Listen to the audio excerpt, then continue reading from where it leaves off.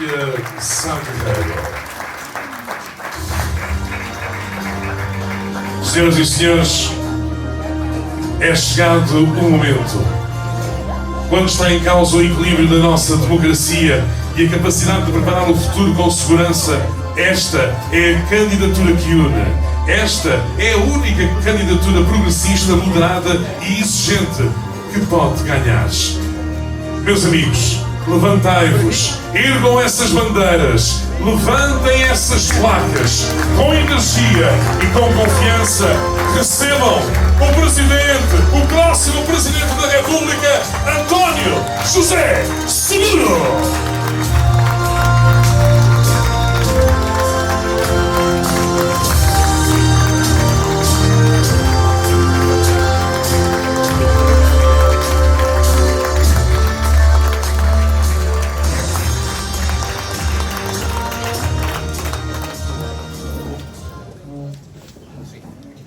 Minhas queridas e meus queridos amigos, boa tarde a todos. Cumprimento cada uma e cada um de vós com muita emoção neste dia em que já se votou e que se vai continuar a votar para escolher o nosso Presidente da República. E quero começar por agradecer à Paulo Urbano a organização deste encontro, agradecer ao Rodolfo Andrade, meu diretor distrital de campanha, a organização, o contributo que está a dar para esta campanha, ao Hugo Oliveira, que me ofereceu uma bela peça que ficará bem guardada, já agora, não em Belém, mas em minha casa, como símbolo de uma fraternidade, de uma amizade, mas também de uma alegria imensa de voltarmos a ter em Belém alguém que sabe unir e que tenha os valores do lado certo da nossa sociedade. Num momento tão difícil,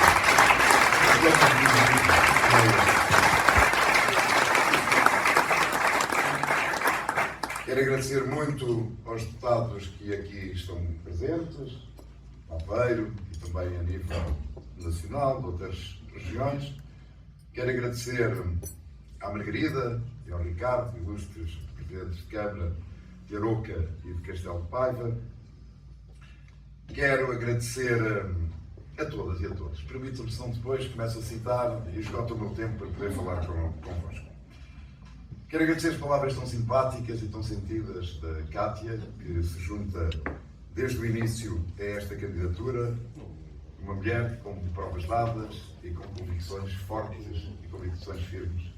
Muito obrigado pelo seu testemunho, tão sentido, tão apaixonado e tão vivido, porque ele parte de uma experiência de dia a dia e de contacto, onde sei que a Cátia também põe todas as suas emoções, porque isso ajuda, muitas das vezes, a confortar-nos perante tanta adversidade na vida, tanta gente que precisa de tão pouco e o país faz muito pouco por eles. Eu recordo sempre que o nosso país ainda tem cerca de 2 milhões de pobres, depois da distribuição dos apoios sociais.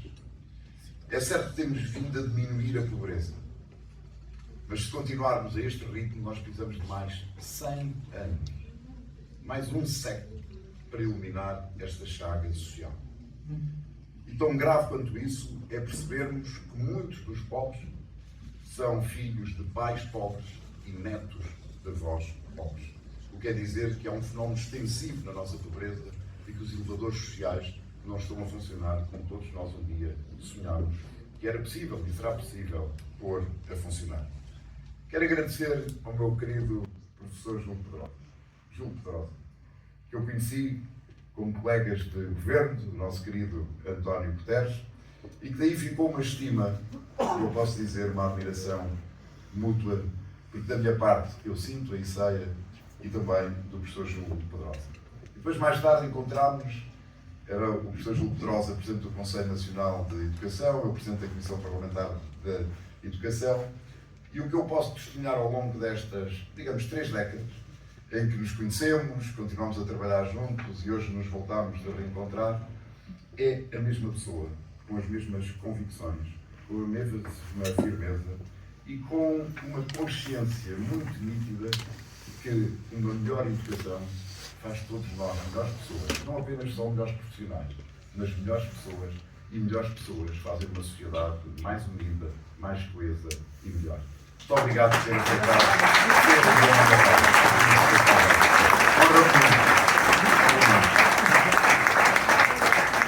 O professor Júlio Pedrosa falou aqui, nós precisamos de um novo impulso no nosso país.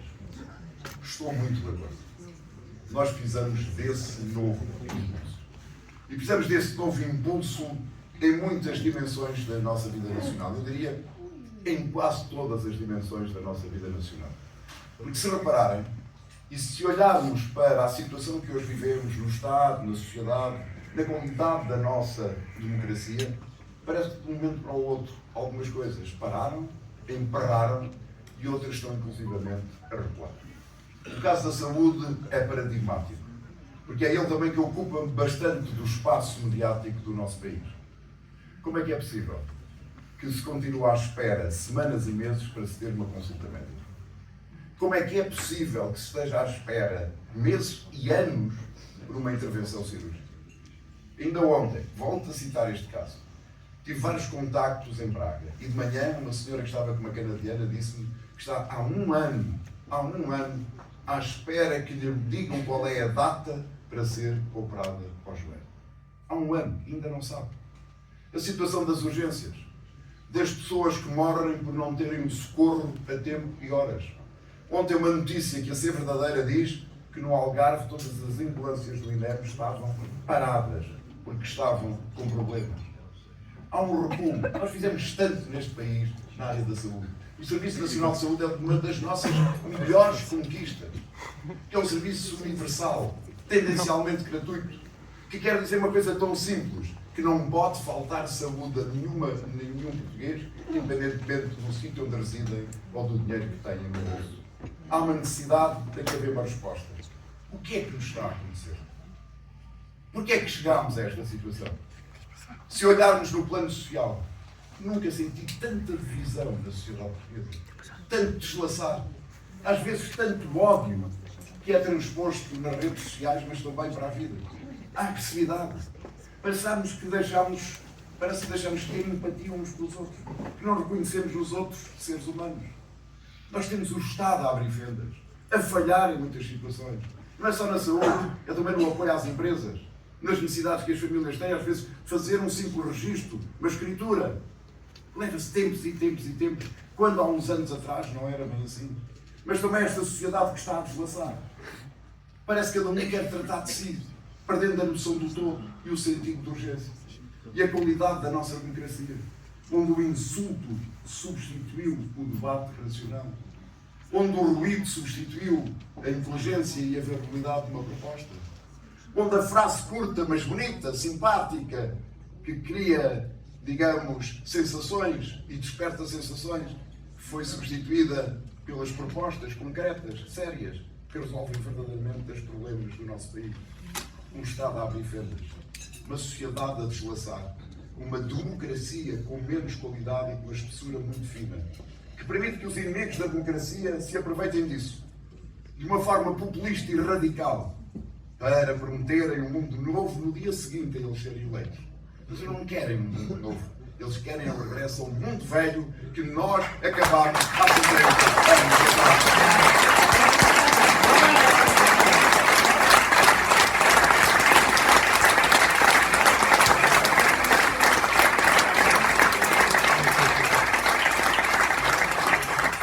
Claro que não está na perspectiva de nenhum golpe militar para dar cabo da democracia. Os inimigos da democracia já não funcionam assim. Vão dentro das eleições, metem-se dentro das instituições e depois fazem tudo para as destruir. Primeiro, retirando-lhes credibilidade, para que as pessoas digam: a política é isto. Depois, colocando no debate coisas que não têm nada a ver com a vida das pessoas, para que depois irem dizer junto das pessoas, eles, os políticos, como se eles também não fossem, não tratam dos vossos problemas. E nós assistimos a isto, e muitas das vezes apenas assistimos.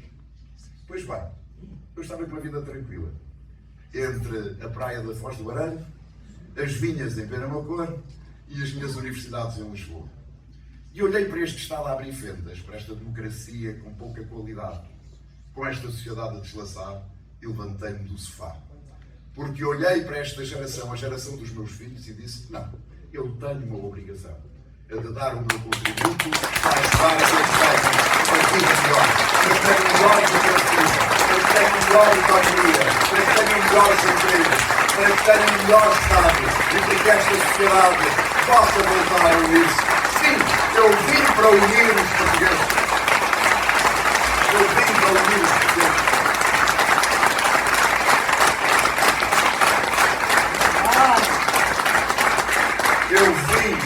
Eu vim para unir os portugueses. Mas não prometo que una os portugueses só depois das eleições. Eu já comecei a unir os portugueses no meu discurso, numa campanha pela positiva, afastando claramente aqueles que, para ganharem pouco de votos, meio portugueses, uns contra os outros. Também aí fazemos a diferença. Fazemos a diferença já. E esse é um código genético desta candidatura. É por isso que quando eu olho para cada um dos vossos rostos, o que é que eu vejo? Vejo alegria. Vejo de novo esperança.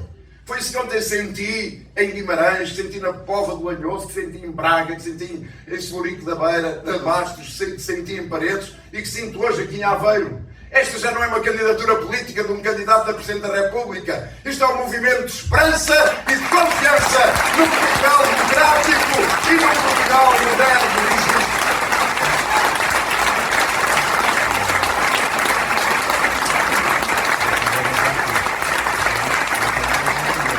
Sim, temos que dar um novo impulso. Mas não precisamos de rever a nossa Constituição. O que precisamos é de garantir que o que está escrito na Constituição é cumprido e é respeitado. É esse o nosso campo. É esse o nosso campo de trabalho.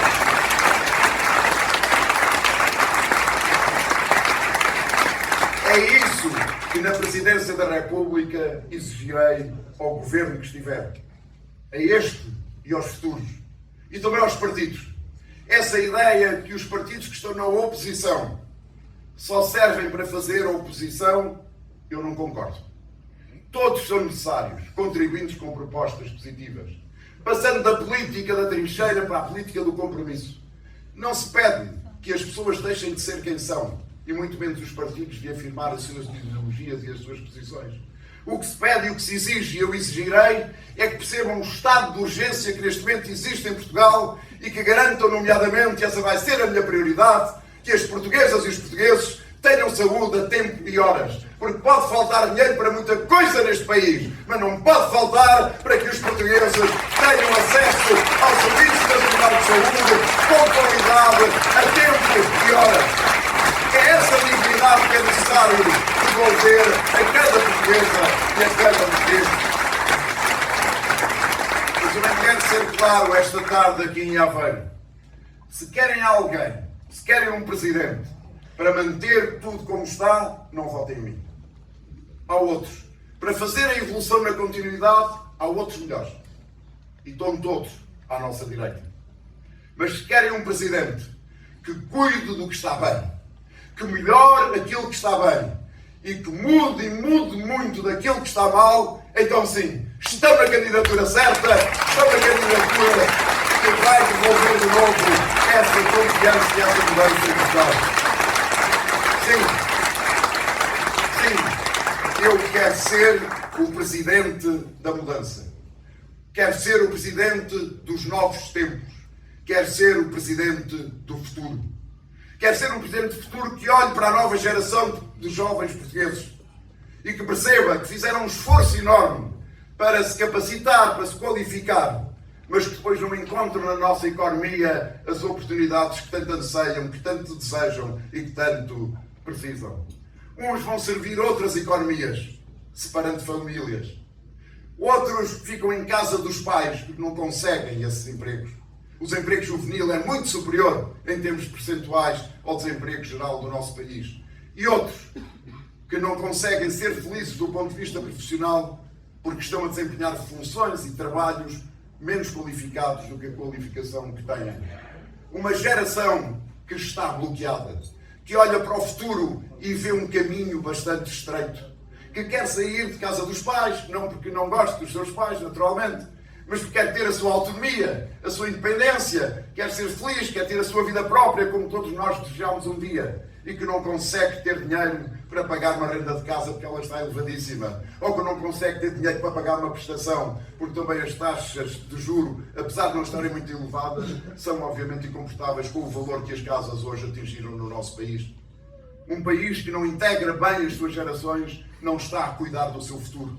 E ainda por cima, por uma razão, outra razão muito simples, é que nós somos um país com uma população bastante envelhecida. Fruto de algo positivo. A esperança de vida aumentou, apesar da pouca qualidade com que muitas das pessoas que atingem mais de 65 anos vivem hoje. Portanto, nós precisamos de rejuvenescer a nossa população. Ora, se nós dizemos aos jovens, ok, esforçaste, mas não tens aqui oportunidades, desenrasca-te.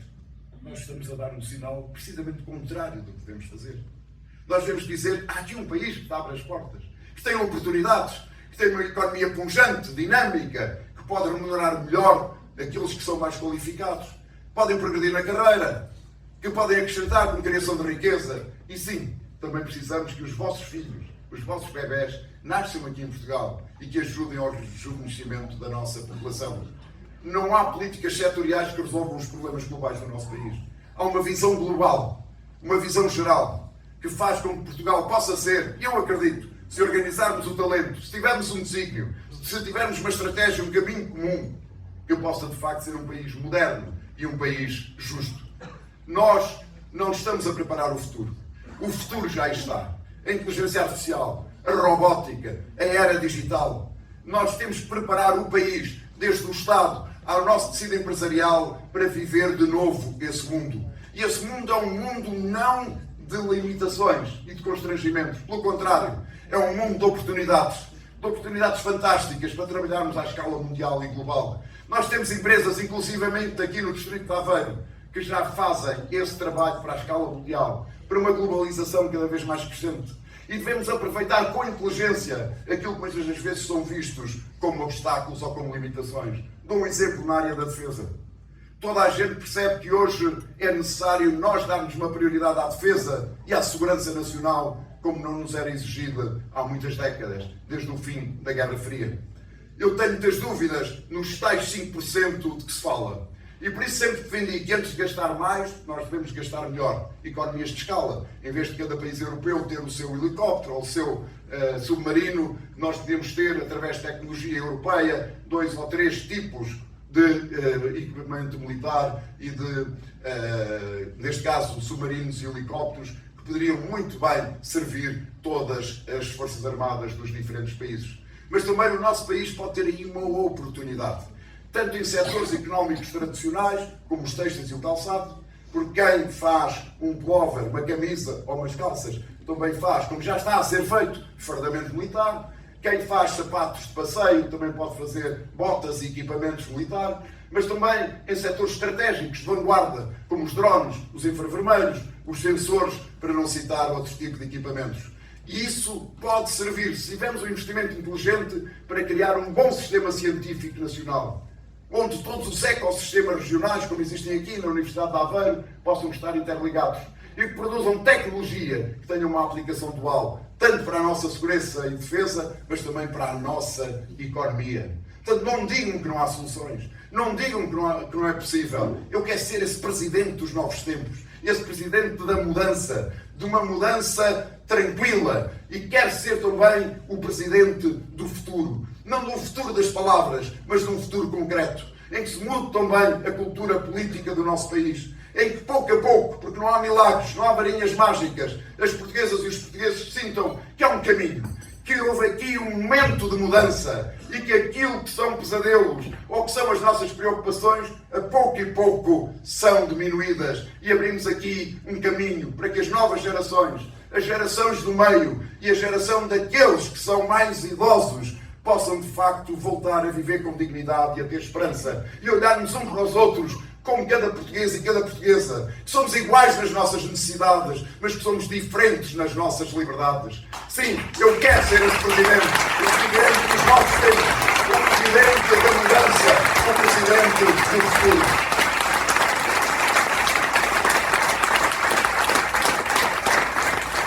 Eu sei que o Presidente não detém o poder executivo no nosso país, mas o Presidente não pode voltar a cara aos desafios, muito menos aos problemas dos portugueses.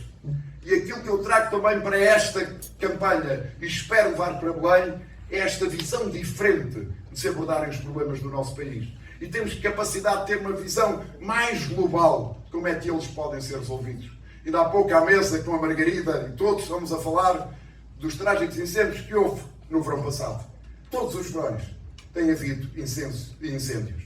E estamos a falar sobre a maneira mais sólida, mais estrutural de prevenir os incêndios no nosso país. Naturalmente pode haver medidas pontuais, mas uma governação e uma gestão do território a uma escala maior, os chamados mosaicos, para aqueles que estão mais familiarizados, é uma boa solução para que haja uma gestão racional, que haja uma economia circular nesses territórios, preventiva de incêndios, mas onde os rendimentos gerados sejam eles próprios investidos novamente nesse território e, no fundo, não precisarmos de mais tipo de apoios para fazer a gestão urbana, a gestão rural, a gestão do nosso ordenamento florestal e também a prevenção dos incêndios. Não me digam que não há soluções. Estas medidas que têm acontecido nos últimos tempos é que não são soluções. Uma política não é um conjunto de medidas. Uma política é uma visão, é uma estratégia, é um envolvimento de públicos, privados, sociais.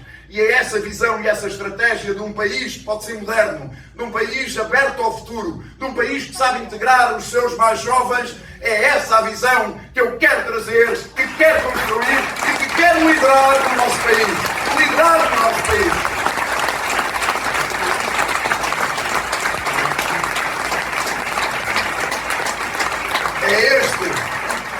É este país moderno, mas também um país justo.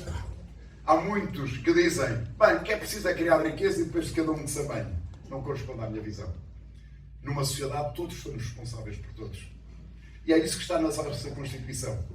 O nosso amor à Constituição da República Portuguesa não é o conjunto de normas, é a visão que essa Constituição expressa da sociedade. Uma sociedade que progride, que avança nos direitos, na qualidade de vida das pessoas, na dignidade de cada português e de cada português, na igualdade entre homens e mulheres. É esse país que avança, mas não deixa ninguém para trás. Isso está no nosso código genético de portugueses e também está no nosso código genético desta candidatura. Por isso, termino pedindo-vos que de hoje até ao próximo domingo não percam um segundo.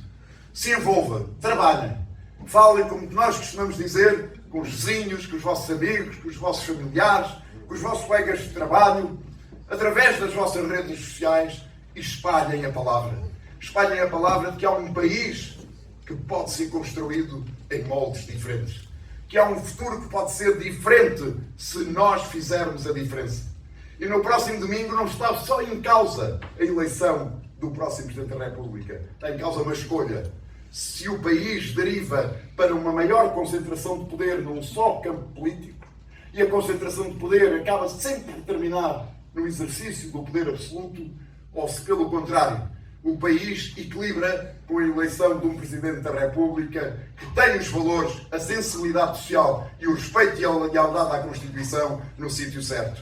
Conto convosco, conto com o Aveiro, muito obrigado e vamos ao trabalho. Vamos ao trabalho.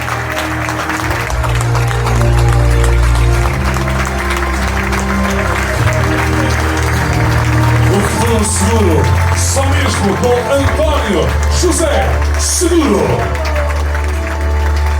No dia 18 de janeiro, vote pelo Seguro.